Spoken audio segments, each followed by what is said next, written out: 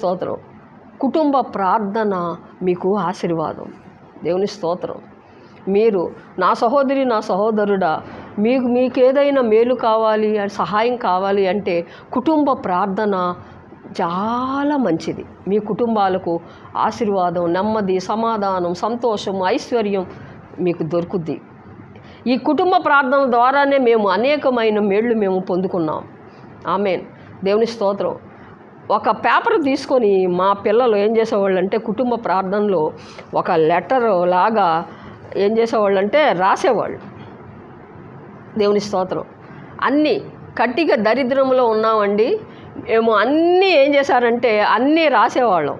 దేవుని స్తోత్రం. మాకు ఏమేమి కావాలి, ఒక మంచి ఇల్లు, అన్ని సదుపాయాలు ఉన్నటువంటి మంచి ఇల్లు, మంచి ఉద్యోగాలు, దేవుని స్తోత్రం, మంచి దేవుని స్తోత్రం, అన్నీ ఆ లిస్ట్